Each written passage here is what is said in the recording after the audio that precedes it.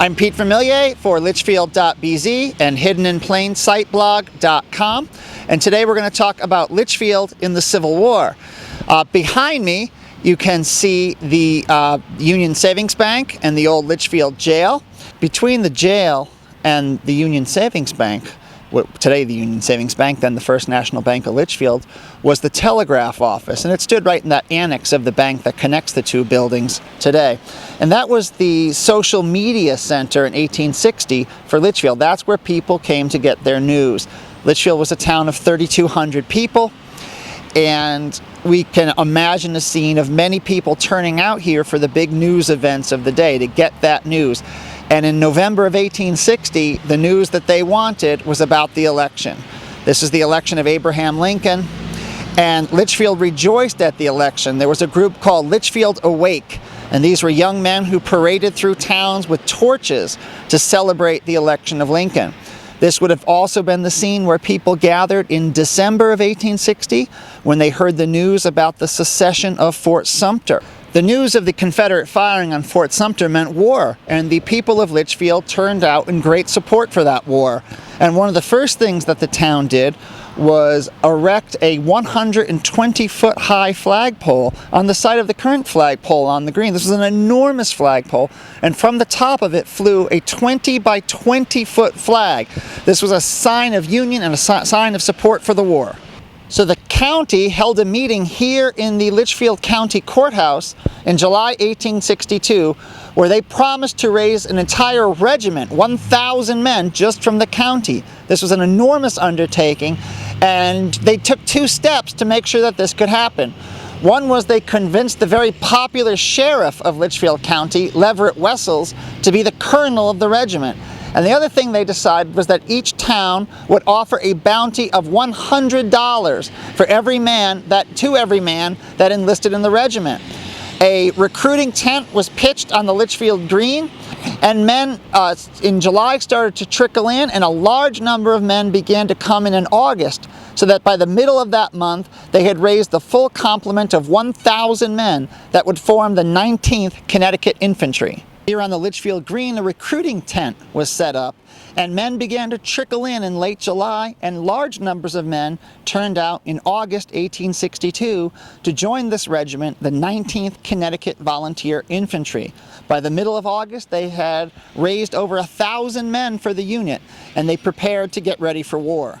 We are on Chestnut Hill at the site of Camp Dutton, and this is where the 19th Connecticut Infantry came to train in the fields behind that monument.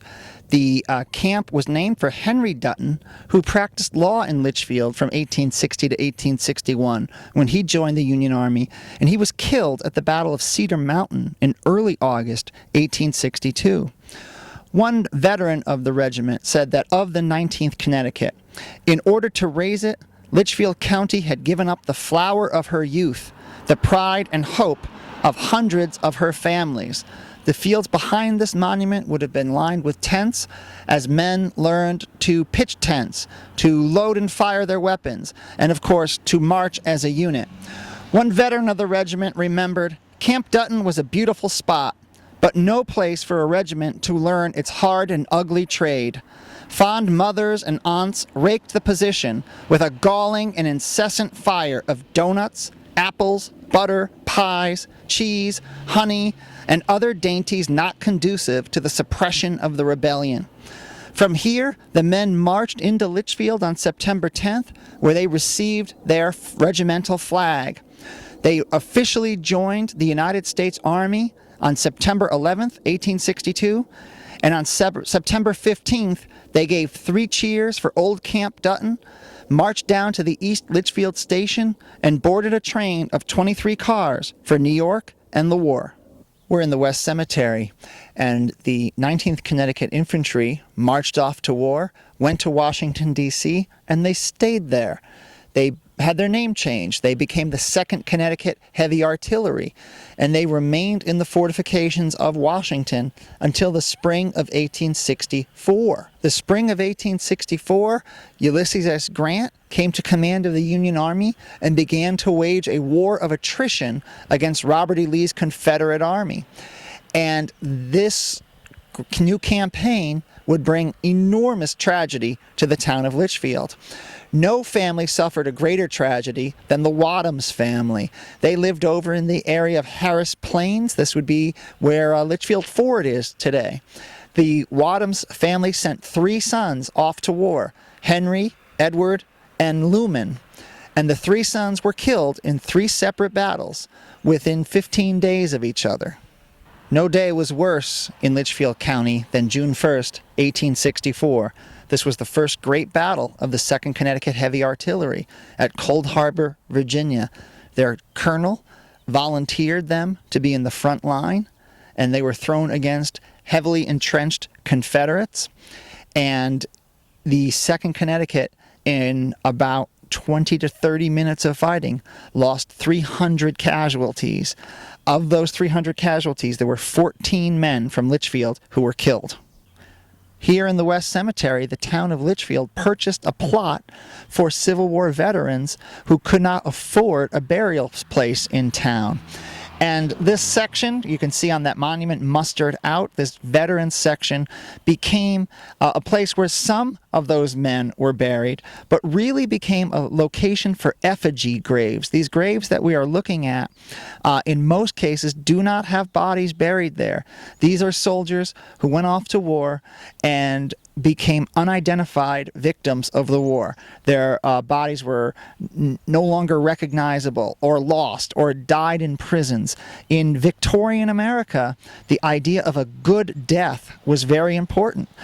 People wanted their loved ones to die at home, surrounded by family.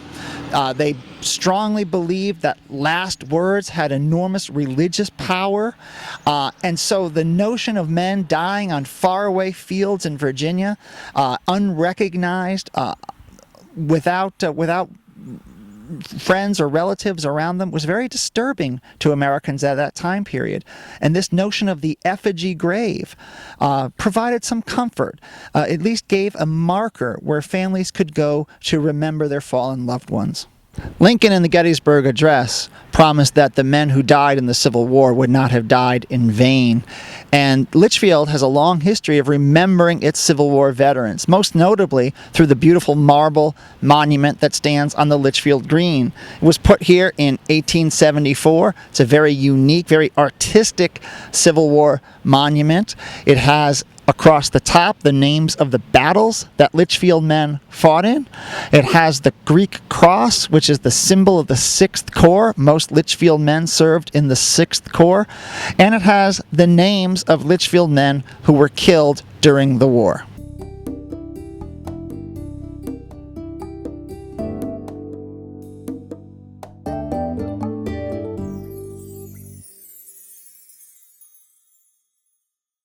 "300 men from Litchfield fought in the Civil War. Of those 300, 27 were killed or mortally wounded in battle. 5 died as prisoners of war. 27 died of disease. 47 were disabled. 61 were discharged. 40 deserted. And 76 were mustered out of service at the war's end." We're on the west side of the Civil War monument on the Litchfield Green, which honors the men who were killed at the Battle of Cold Harbor and the battles of North Anna River, Petersburg, and Fort Harrison, all in Virginia. And if we look at Fort Harrison, Virginia, we see the name of Thomas McKinley, Lieutenant, Company B, 29th Connecticut Volunteer Infantry, who was wounded at Fort Harrison in the summer of 1864 and died of those wounds over a year later in June 1865. The 29th Connecticut was Connecticut's African-American Civil War regiment, and McKinley was a white officer in that regiment. On the north side of the Civil War monument, which contains the names of men killed at the Battle of Fisher's Hill, Chancellorsville, Winchester, Fort Darling, and Antietam, and at the bottom, names of men who died at Alexandria, Virginia in Civil War hospitals, and at Andersonville Prison, the most notorious of Civil War prisons. And on the east side of the Civil War monument, commemorating men who died at Hatteras Inlet, North Carolina, New Bern, North Carolina, in Civil War hospitals in Georgetown, Washington, D.C., at New Orleans, and Virginia, Hunter's Chapel, Virginia, at Beaufort, South Carolina, Bermuda 100, Virginia, Aiken's Landing, South Carolina, and Brownsville, Texas.